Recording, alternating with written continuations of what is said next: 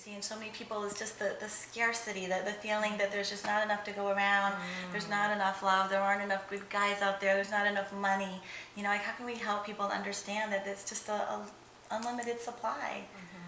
And I think with the way we were brought up, I don't know, but if you guys have ever gone to like the Millionaire Mind events or anything like that, one of the things they go through a list of making you think about what your perceptions were when you were growing up and things that you heard, and it's like money doesn't grow on trees, only the rich get rich, the poor always get poor, and it's just like these constant things, the letting you think that you don't have enough, that you can't have enough, and there is an unlimited supply. It's just we always think we can't have, and it's probably one of the hardest things to get over because self-fulfilling promise. Yeah, and you take it, and it's not just money. You take it into every aspect of your life. Absolutely. As soon as you think I'm not good enough or I can't get this, it's every aspect of your life is taken over from that, and it's really, and it's hard to.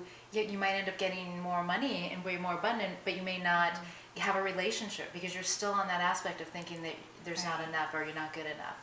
Yeah. When I think of some of the messages that I received, well, one was very interesting. It's not so much about abundance, but it just brings it to mind.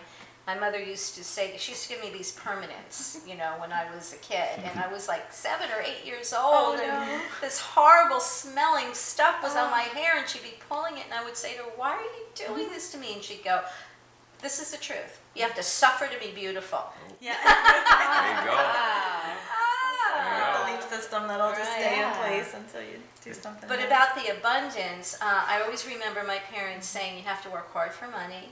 Money doesn't grow on trees, just like you were saying.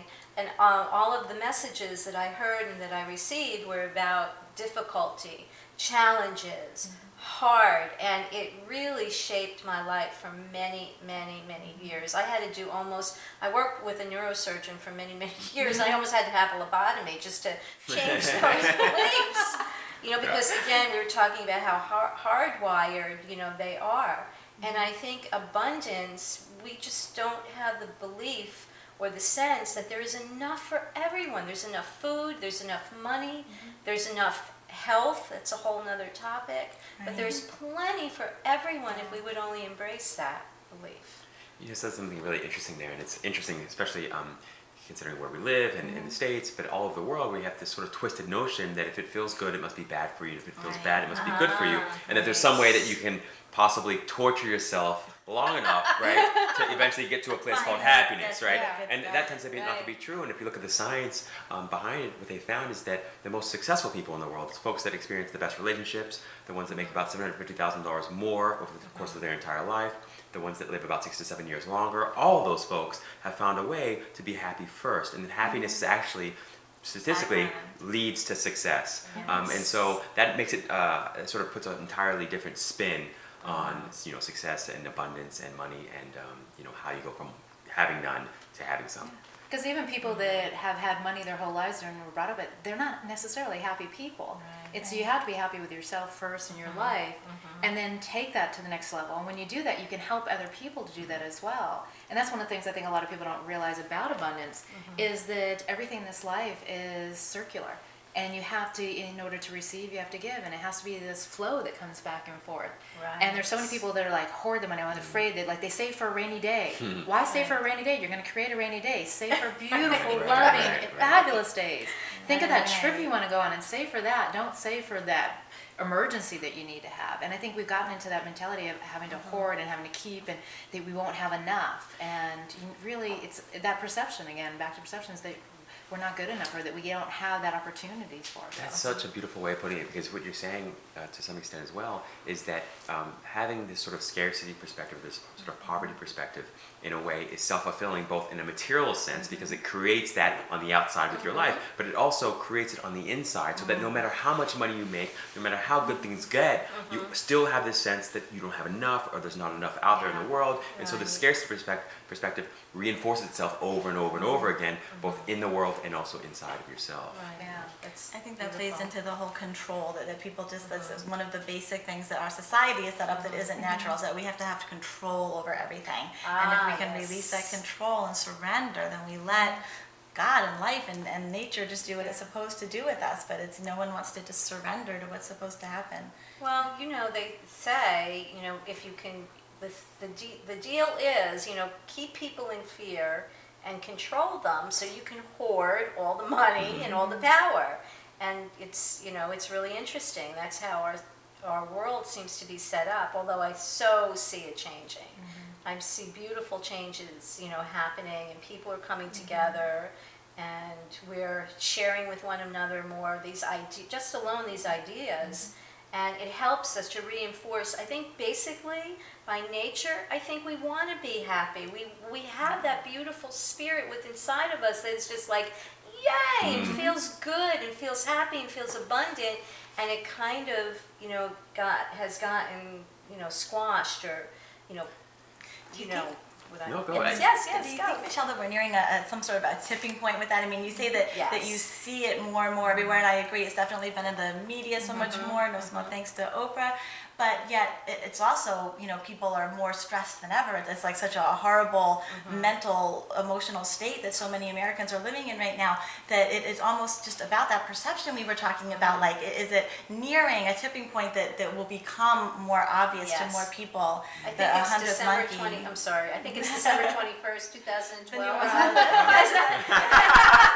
That's it. we figured out through your book or your numerology? Well, actually, what I did say, I talked about this in the workshop the other day, truthfully, because I had noticed, like, numerologically what's going on this year in the world, and it actually, we're seeing that. I said that things were going to start shifting after July of 2009, and they are. And next year, what we're going into is a really break loose year.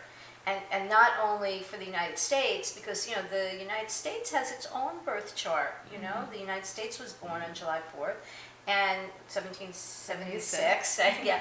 And so, you know, we're 230 blah, blah years old right now, whatever that is, 253 or 230. Can't do the calculations. 200 and something. Whatever it is, it's over 200, so it's a senior citizen. But at any rate, what we're going into in the 5-year for the United States and the astrological house that's changing is bringing in so much more energy. And I definitely believe that business is picking up, will pick up even more.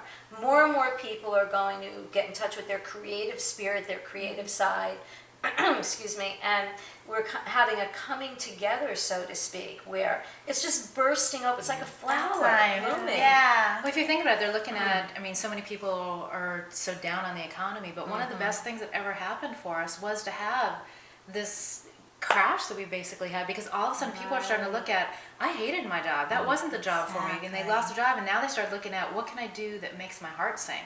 And you have so many entrepreneurs now, you have so many people that are really starting to do home-based businesses and just finding out what works for them. If they have kids, now they're actually finding that they can have a job at home and still take care of their kids, and they're not having to have that nanny or having to have the after-school programs, stuff like that. They can find ways to make it work that works for their highest good for everybody involved. Minus the kids, you just told my life story right there. That was it right there, you know? It's totally.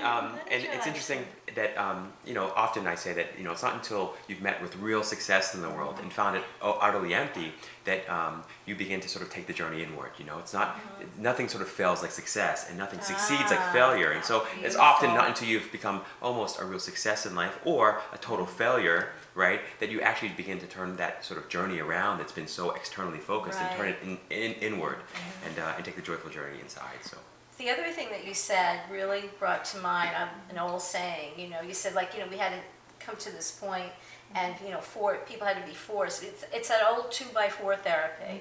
That's usually the only way I learn. You know, the universe is like sitting there saying, okay, let's give you a gentle hint, a gentle nudge. What's that? And then I don't pay attention, and all of a sudden I'm on the ground, and so, oh, that's what you meant. Okay. yeah.